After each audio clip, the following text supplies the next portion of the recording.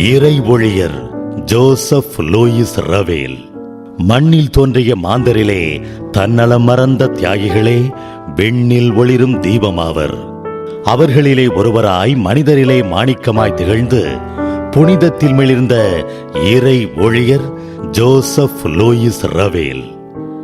மறையா புகழ்பெற்று மங்கா ஒளி வீசும் அவரின் வரலாற்று பக்கங்கள் இதோ. இறைமகன் இயேசு கிறிஸ்துவின் மறைவுடலாம் திரு அவையின் தன்னிகரற்ற தலைமகளாக திகழ்வது பிரான்ஸ் தேசம். குன்றா வளமும் மங்கா புகழும் கொண்ட பிரான்ஸ் தேசம் விலை மதிப்பில்லா விசுவாச தீபங்களை திரு அவைக்கு வழங்கியதன் மூலம் தனக்கென ஓர் தனிச்சிறப்பை கொண்டு மிளிர்ந்து வருகிறது.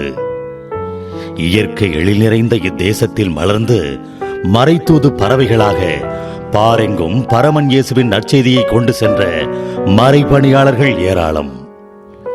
அவ்வாறு ஆழம் தாங்கும் விழுதுகளாக திரு அவையை தங்களது நற்செய்தி பணியால் தாங்கிக் கொண்டிருக்கும் விழுதுகளில் ஒருவரே நம் அருள் தந்தை ஜோசப் லூயிஸ் ரவேல். ஆல்ப்ஸ் மலைத்தொடரின் அடிவாரத்தில் அருள் ஒளி தேடுவோருக்கான அணையா விளக்கென தோன்றிய இவர் வலன் எனும் கிராமத்தில் 1824 ஆகஸ்ட் மாதம் 24 விசுவாசத்திலே வேரூன்றி வாழ்ந்த திருவாளர் பியர் ஜோசப் ரவேல் மற்றும் திருமதி பிரான்சுவால் அர்மாண்ட் தம்பதியரின் தலைமகனாக பிறந்தார். அன்பிலும் விசுவாசத்திலும் வளர்ந்த அண்ணலின் இரு சகோதரிகள் மேரி எலிசபெத் ரவேல் மற்றும் ஹென்ரிட்டா பிரான்ஸ்காய்ஸ் ரவேல் ஆவர். தன்னை அறிந்து விண்ணையடைய தனது மக்களுக்கு இறைவன் மறவாமல் அளிக்கும் அருள் கொடைகளாம் தெய்வ பயத்திலும் ஞானத்திலும் வளர்ந்த தந்தையவர்கள் தனது தொடக்க கல்வியை வலர்ன் கிராமத்திலும் உயர்நிலை படிப்பை 12 கிலோமீட்டர் தூரத்திலுள்ள சிஸ்டரோன் என்ற ஊரிலும் நிறைவு செய்தார். தன்னிகரற்ற தியாகிகளாம் தனது பெற்றோரின் வாழ்வை தன்மயமாக்கி இளம் வயதிலேயே இறைவனுக்காய் தன்னை அர்ப்பணிக்கும் தணியாத தாகம் கொண்டார். உருவாகிய இடம் தெரியாமல், உருவாக்கியவரின் ஒரு தெரியாமல் உலகம் ஒரு பாதையில் பயணித்துக் கொண்டிருக்க தன்னிலை அறிந்து தலைவன் இயேசுவின் பாதையில் தன்னையும் அர்ப்பணித்துக் கொள்ள இவர் எடுத்த முயற்சிகள் புண்ணிய மலர்களாய் அவரது இளமை பருவத்தினை மெருகூட்டி நிற்கின்றன. உலகெங்கும் சென்று படைப்பிற்கெல்லாம் நற்செய்தியை பறைசாற்றுங்கள் என்ற இறை இயேசுவின் வார்த்தையால் அர்ப்பணத்தின் முதல் படியாம் அழைத்தலை அகமுணர்ந்து குருவாக தீர்மானித்தார். சிற்பியாம் இறைவனுக்காய் தன்னை செதுக்கிக் கொண்ட சிற்பமாகிய தந்தையவர்கள் வேதத்தின் வித்தாகிய மறைசாட்சிய வாழ்விற்கான மன உறுதி கொண்டவராய் பாரெங்கும் பணிபுரியும் ஆவல் கொண்டு பெற்றோரின் மனம் நிறைந்த ஆசிரியருடன் 20/4/1846 தீங் மறை மாவட்டத்தில் உள்ள பாரிஸ் மறைபரப்பு பணியாளர்கள் சபையில் சேர்ந்து இறை பீடத்தை அலங்கரிக்கும் எழில்மிகு மணிமுடியாக தன்னை அலங்கரித்து அகிலம் படைத்தவரின் அன்பு கரங்களில் எளிய தனது வாழ்வினை இறை பணிக்கென 17/6/1848 நேர்ந்தளித்தார். மறைவழியில் மெழுகாய் ஒளிர்ந்திட இறை கரத்தை அருளால் பற்றி மொழி, கலாச்சாரம், பழக்க வழக்கம் என எல்லா நிலைகளிலும் வேறுபட்டிருந்த துணை கண்டமாம் இந்திய மண்ணை நோக்கி புறப்பட்டார். 6/7/1848 கடல் பயணத்திலே 5 மாதங்களாய் சந்தித்த இன்னல்கள் மற்றும் இடர்பாடுகளை கடந்து அன்பெனும் அணையா விளக்கை அகத்தில் ஏற்றி அதனை உடன் பயணிப்போருடன் பகிர்ந்து கொண்ட புண்ணிய குருவாக 26/11/1848 காரைக்காலில் தடம் பதித்து 30/11/1848 புதுவை மறை மாவட்டத்தை வந்தடைந்தார். வேறுபாடுகளால் கூறுபோடப்பட்டிருந்த மக்களிடையே ஜாதி பிரச்சனைகளும் மூட பழக்க வழக்கங்களும் பெண் அடிமைத்தனமும் அறியாமையும் ஆயிரக்கணக்கில் நிலவி வந்தன. இத்தகைய இருள் சூழ்ந்த தருணத்தில் நம்பிக்கை ஒளியேற்றிட போதிய குருக்கள் இல்லாதிருந்தது அன்றைய தலத்திரு அவைக்கு மிகப்பெரிய சுமையாக இருந்து வந்தது. இத்தகைய சூழலை சமாளிக்கும் திறமையும் மன உறுதியும் கொண்ட இளம் குருவான இறை ஒளியர் ஜோசப் லூயிஸ் ரவேல் பாலக்காடு புனித செபஸ்தியார் பங்கின் பங்கு தந்தையாக பொறுப்பேற்றார்.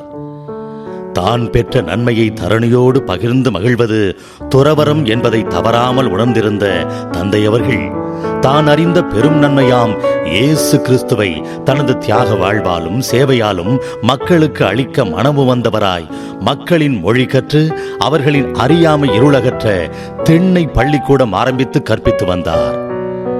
முறையற்ற திருமணங்களை முறைப்படுத்தியும் முதல் முறையாய் இறந்தோரை இறை வழிபாடு செய்து நல்லடக்கம் செய்யும் முறையை கற்றுக் கொடுத்தும் சமத்துவமும் சகோதரத்துவமும் நிறைந்த சமுதாயம் வளர தேவையான பழக்க வழக்கங்களை போதித்தும் மக்களிடையே மனிதத்தை வளர்த்தெடுத்த மாமனிதராய் திகழ்ந்தார். இயேசுவுக்காய் வாழ இன்னல்களை தாங்கும் உறுதி கொண்டு பாலக்காடை சார்ந்த 19 கிராமங்களில் வாழ்ந்த 1800 கிறிஸ்தவர்களையும் நெறிப்படுத்துவதில் நேரம் காலம் பாராமல் உழைத்து வந்த தந்தையவர்கள் மறையறிவுடன் கூடிய மனிதம் காக்கும் அறிவும் முக்கியம் என்பதை வலியுறுத்தி பாலக்காடிலே 30 மாணவர்களை கொண்டு தமிழ் வழி பள்ளியையும் 15 மாணவர்களை கொண்டு ஆங்கில வழி பள்ளியையும் துவங்கினார். இடைவிடா உழைப்பும் இரக்கமும் பேரன்பும் கொண்ட தந்தையின் சேவையை பாராட்டிய ஆயர் மரியம் தே பிரான்சியாக் அவர்கள் கோவை கருமத்தம்பட்டியின் பங்கு தந்தையாக ரவேல நியமித்தார்.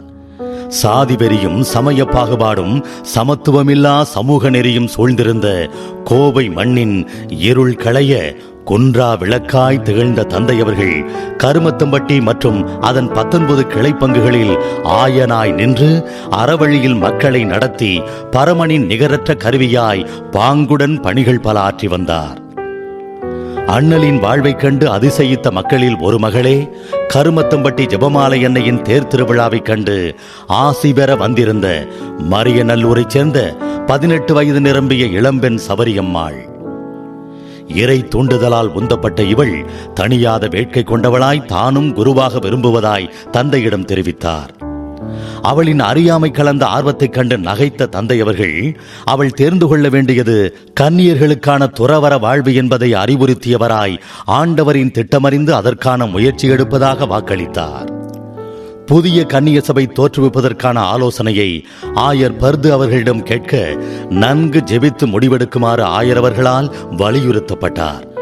ஆயரின் அனுமதி பெற்ற தந்தையவர்கள் ஆன்மீகம், அறப்பணி, பெண் கல்வியை மையமாக வைத்து ஓர் புதிய சமூகம் அமைக்க சபரியம்மாள், நல்லாயம்மாள், அருளாயம்மாள் என்ற 3 முதல் இளம்பெண்களை கொண்டு புதிய துறவர சபையை 21/11/1853 நிறுவி அதற்கு புனித காணிக்கை அன்னை சகோதரிகள் சபை என்று பெயர் சூட்டினார்.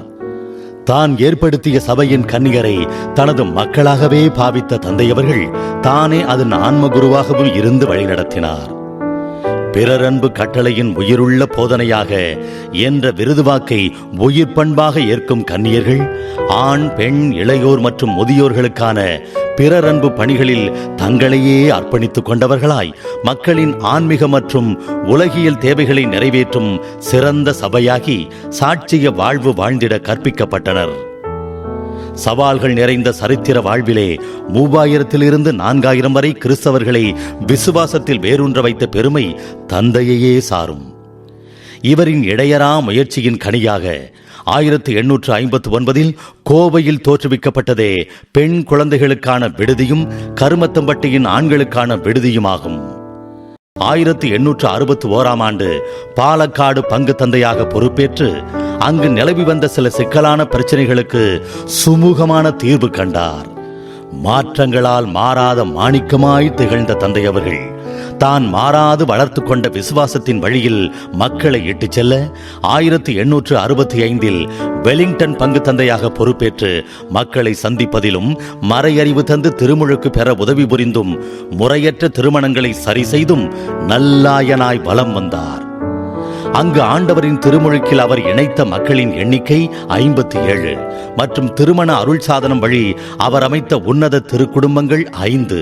மேலும் மக்கள் உதவியுடன் அவர் உருவாக்கிய ஆலயமும் பங்கு தந்தையினருக்கான சிறு இல்லமும் எளியோரின் கூடாரமாய் என்றுமே விளங்கி வருகின்றன. துன்பத்தின் வழிதான் தெய்வத்தின் வழி என்பதை தெளிவாக அறிந்திருந்த தந்தையவர்கள் அன்றைய காலகட்டத்தில் பரவிய கொள்ளை நோயினால் பாதிக்கப்பட்டிருந்த போதிலும் மன உறுதியோடும் புன்முறுவலோடும் தனது பணியை தொடர்ந்தவராய் அங்குள்ள இராணுவ வீரர்களின் ஆன்மீக தேவையை நிறைவேற்றி வந்தார். அமைதியின் தூதுவராய் விளங்கிய அவர் 1865 மீண்டும் பாலக்காடில் பணிபுரிந்த போது அத்திக்கோட்டில் நிலவி வந்த பிரச்சனைக்கு தீர்வு கண்டு அமைதிக்கு வழிவகுத்தார். மேலும் தான் துவக்கிய திண்ணை பள்ளிக்கூடத்தை தொடர்ந்து நடத்தி நன்மை புரிய அதனை காணிக்கை அன்னை சகோதரிகளிடம் ஒப்படைத்தார். அகம் நிறைந்த இறையை ஆர்வமுடன் அவனிக்கு அளித்த தந்தையவர்கள் 1872 கோயமுத்தூர் குருமடத்தின் அதிபராகவும் கோவை மறைமாவட்ட ஆலயத்தின் பங்கு குருவாகவும் பணியாற்றியதுடன் இறையை சாற்றும் அரண்களாக பள்ளப்பாளையத்தில் ஒரு சிற்றாலயமும் பள்ளிக்கூடமும் கட்டினார். முடிவின்றி தொடர்ந்த பணிவாழ்வில் 1875 எழில் நிறை மலைநகராம் குன்னூருக்கு மாற்றலான தந்தையவர்கள் தம் சாட்சி நிறைந்த பணிவாழ்வால் அங்கு சுமார் 252 மக்களுக்கு திருமுழுக்கு கொடுத்து 47 தம்பதியினரை திருமண அருள் சாதனத்தால் இணைத்து இன்றும் குன்னூரின் கம்பீரத்துடன் எழுந்து நிற்கும் ஆலய மணிக்கூண்டினை கட்டி இறையில்லம் பழுது பார்த்து அறியாமை களைய 1876 மரியன்னை துவக்க பள்ளியை நிறுவியதை எடுத்துக் கூறும் வண்ணம் அவர் கைப்பட எழுதி வைத்துள்ள ஆவணங்கள் அன்பின் அடிச்சுவடுகளாய் இன்றும் நிலைத்துள்ளன. ஆர்வமிக்க அவரின் ஆன்மீக பணியும் சமூக பணியும் வளர்ந்து கனி கொடுத்து கொண்டிருந்த வேளையில் 1880 அவர் உடல் நலம் குன்றத் தொடங்கியது.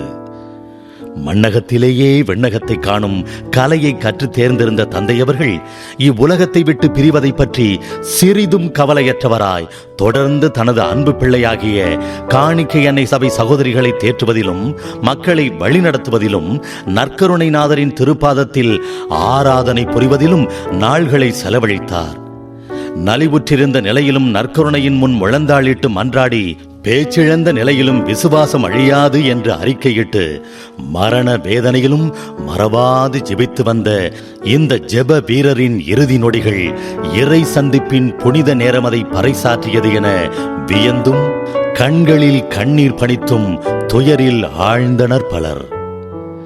நான் நல்லதொரு போராட்டத்தில் ஈடுபட்டேன், என் ஓட்டத்தை முடித்துவிட்டேன், விசுவாசத்தை காத்துக்கொண்டேன் என்ற பவுலடிகளாரின் வார்த்தைகளுக்கேற்ப வாழும் புனிதராகவே தன்னை வளர்த்து கொண்ட தந்தையவர்கள் தான் விரும்பியவாறே மறைபரப்பு பணியினை தன் வாழ்நாளெல்லாம் இந்திய மண்ணில் புரிந்து கலப்பையை கையில் எடுத்தபின் திரும்பி பார்க்காத நல்ல சீடனாக வாழ்ந்து அமைதியில் தனது ஆன்மாவை 31/1/1881 இறைவனின் திருக்கரங்களில் கையளித்தார். நீர் தேடும் வேர் போல இறை தேடிய இளம் வீரராம் இவர் தம் 29ஆம் வயதிலே தோற்றுவித்த எளிய காணிக்கை அன்னை சபையானது இன்று விழுதூன்றப்பட்ட விருட்சமாய் நீர் கடந்து நிலம் கடந்து ஆசியா, ஆப்பிரிக்கா, ஐரோப்பா கண்டங்களிலே தனது பிறரன்பு பணிகளுக்கான சிறகுகளை விரித்துள்ளது கண்கூடு. சமத்துவம் படைக்கும் சக்தி பெற்ற சரித்திர நாயகனின் அடிச்சென்று அறியாமை அகற்றும் கல்வி, ஆரோக்கியம் பேணும் மருத்துவம், ஆன்மாவை காக்கும் நற்செய்தி மற்றும் சமத்துவம் போற்றும் சமூக மேம்பாடு என மாற்றம் தேடும் துறைகளிலே மங்கா சேவையாற்றி வரும் இக்காணிக்கை அன்னை சகோதரிகளின் சாட்சிய வாழ்வு என்றும் வாழும் இறைவன் பதம் சமர்ப்பணம்.